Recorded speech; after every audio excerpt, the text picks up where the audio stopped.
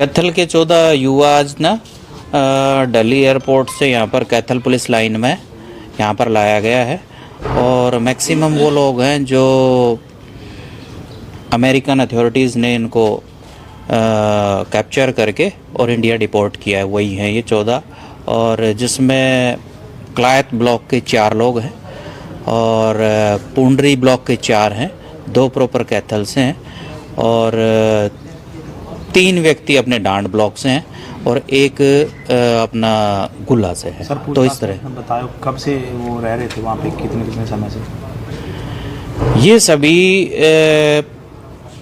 कोई 2022 से है, कोई रिसेंटली गया है और डिफरेंट एज ग्रुप के हैं और वर्क के लिए वहाँ पर गए थे। कोई क्रिमिनल भी रिकॉर्ड मिला? मोस्ट ऑफ तो क्लीन है, जिनके खिलाफ कोई भी मुकदमा नहीं है और एक तारागढ़ का जरूर है जिसके खिलाफ एक्साइज एक्ट का मुकदमा दर्ज हो रखा है। उसने कोर्ट की तारीख तोड़ी हुई है, हम उसको कोर्ट में पेश करें। तो सर, कोई एजेंट के खिलाफ भी कोई शिकायत वगैरह दी है इन्होंने? अभी तक जो उनसे पूछताछ हुई उसमें किसी भी एजेंट के खिलाफ कोई भी शिकायत अभी दी नहीं है। अभी वो इस मसले पे अपने सोच विचार के पेरेंट्स के साथ जो भी कुछ हमें के रास्ते से गए थे, कैसे गए थे? ज़्यादातर डोंकी के रास्ते अडॉप्ट किए हुए हैं और एक व्यक्ति ऐसा है जो पहले इटली गया हुआ था और इटली के माध्यम से फिर वो आगे चला गया। तो यही सब 14 युवा है, कोई महिला भी है? कोई महिला नहीं है। डिपोर्ट होने का कोई कारण बताया हो जैसे अमेरिका से? डिपोर्ट होने का कारण इनको वहाँ की जो अथॉरिटीज़ थी, अमेरिकन अथॉरिटीज़, और जो इलीगल माइग्रेंट्स थे उनको वहाँ पर अथॉरिटीज़ ने काबू करके और वापस उनके कंट्री में भेज दिया और अदर कंट्रीज़ के लिए भी ये कार्रवाई उनकी चल रही है। इन्होंने हमें ऐसा बताया। कैथल पुलिस के अब क्या कार्रवाई, कहाँ से लेके आए, क्या कार्रवाई रहेगी? ये दिल्ली से आया था। अब क्या कार्रवाई रहेगी कैथल पुलिस की?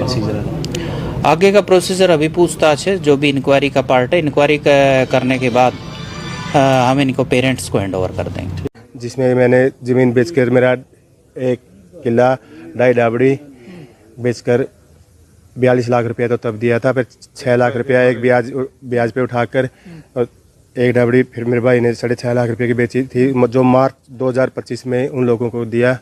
फिर जून में मेरे रिश्तेदार ने 2,50,000 रुपये उनको दिए, तो 57,50,000 रुपये टोटल बनते हैं। डंकी के रास्ते गए थे, 2 महीना 6 दिन। तो अब जब आपको डिपोर्ट किया गया, सीधा ही आपको डिटेन कर लिया था या कुछ दिन आप?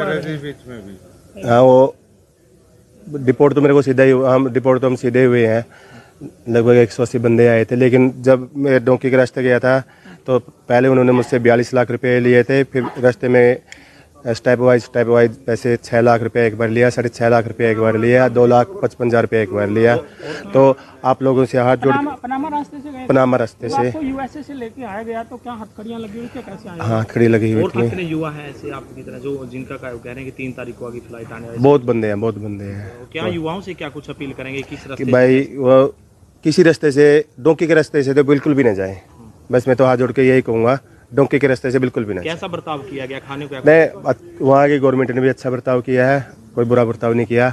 लेकिन जो बुरा सलूक मेरे साथ हमारे एजेंटों ने किया है, उन्होंने पहले 42 लाख रुपए में बोला था कि अमेरिका पहुंचा देंगे, लेकिन फिर उन्होंने रास्ते में मुझसे ग्वाटामाला 6.5 लाख रुपए और मैक्सिको सिटी 6 लाख रुपया, फिर उसके बाद 2,50,000 रुपये तिजवाना बॉर्डर कदवाने का लिया, लेकिन उन्होंने मुझे एरिजोना बॉर्डर कदवाया। लेकिन फिर भी मैं अमेरिका में एंट्री नहीं कर पाया। 14 महीने जेल काट कर वापस आ गए मैं अपना। क्या नाम है जी आपका? नरेश।